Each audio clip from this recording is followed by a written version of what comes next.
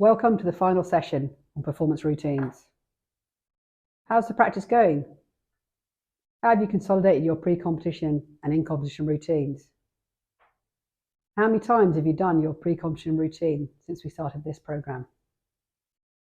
With your in-competition routine, are you using it in training? And again, how many times, and this will depend on your sport, have you used it? Are both starting to feel consistent?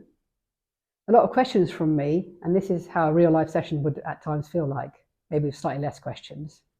The questions may not come at such a fast pace, and we'd also catch up in general about what has been going on both in your sporting and wider life. But at the start of any session, it's also important to understand the progress that has been made and also where we are right now.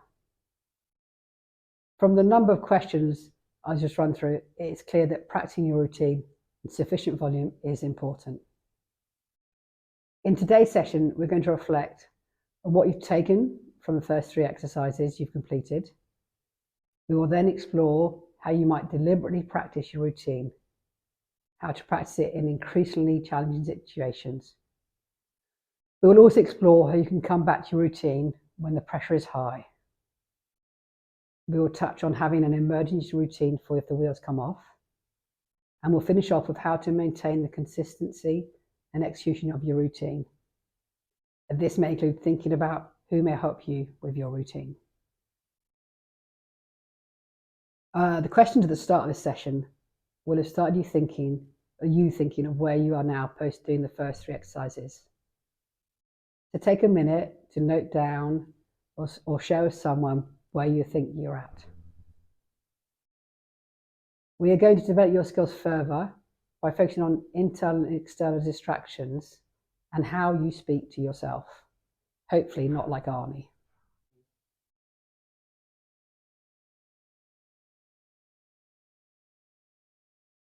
People tend to have patterns about what distracts them internally or externally. External distractions in sport are everywhere. Take some time to reflect on what you wrote with regards to situations which blindsided you whilst playing sport. Have you seen a pattern? Is it the same type of thing? Having a routine is all about consistency. Know what might distract you ahead of time reduces the surprise. It will also make you feel more in control. Internal distractions are also everywhere in sport and will include the 3 inevitables we've spoken about previously: mistakes, comfortable thoughts and feelings, and those many highs. They will also involve your inner critic. Take a look at what you noted down with regards to what your internal distractions have been today. Now let's consider distractions in a whole different way. As opposed to viewing them as something that takes you away from what you want to focus on, which they do, consider viewing any distraction as a nudge, cue, indicator to return to what you want to focus on, in this case, your routine. See what happens when you change your perception of distractions from being an unhelpful factor to a helpful reminder. 2 elements to consider with regards to distractions. Firstly, you need to be aware of what yours are and to expect and accept them. Secondly, to change your perception of their function from a threat to a reminder to focus on, this case, your routine. Now let's take a moment to consider the tone of your voice you speak to yourself with. What was it like playing around with using different voices? Arnie, Scooby-Doo? Did some voices make it easier to focus on your routine? The tone of our voice is really important. This is not about being soft on yourself or not critically analysing performances or not having high standards. If you find that the tone of your voice has no impact on your ability to do your routine, continue as you are. If you notice that the tone of your voice makes it harder to focus on your intention, to say your cue words of belief, or makes it harder to shift from an internal to external focus, then you need to change it. In exercise 4, there will be an element on this. Again, we need to be aware of the tone of our voice, understand its impact on what we want to, and alter it if needed. So, what do you do when the pressure is high and things feel like they really matter? Should you change your routine?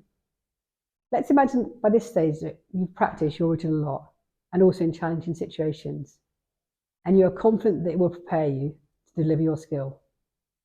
Then you need to stick to what is serving you well and not think you need to change things up because the moment has got bigger. When things feel big, it's important to stay loyal to what has served you well. If you're not confident that it will prepare you well, you may need to gather more knowledge on what you're actually doing in terms of the amount of practice, the delivery of your routine, and the consistency. There's something to help you with this in exercise 4. So to recap, if your routines are consistent and enable you to deliver your skill to your training level or just above, then don't change anything. The exception to this is if the wheels have come off and you feel unable to do your routine or don't have the brain capacity to focus on it. In this situation, you need an emergency reset before you can start your routine. One thing to consider is to rapidly change your body temperature. The purpose of this is to activate your parasympathetic system and switch off your sympathetic system, the fight, flight, freeze response. Your parasympathetic system's purpose is to calm and slow you down, like the brakes in a car. And the sympathetic system is all about action and speed, like the accelerator in a car. Cold water is brilliant for this. Boxers often use cold water between rounds. If feasible in your sport, think about how you could use an ice towel bucket, for example. So that's the emergency element. The last thing in regards to your routine is to use those around you to help maintain the delivery of your routine.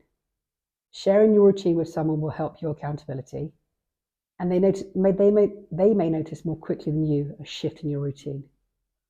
Give them permission to tap you on the shoulder when they notice a shift. Sharing your routine like this will help keep you accountable and increase the chances of good performance. For example, a teammate pointing out that you haven't reset after a mistake will be helpful if you've given them permission. We've come to the end of the session on routines. There are some more actions for you to do in exercise 4. We hope you found the content and exercises useful and that your routines are a consistent part of what you do.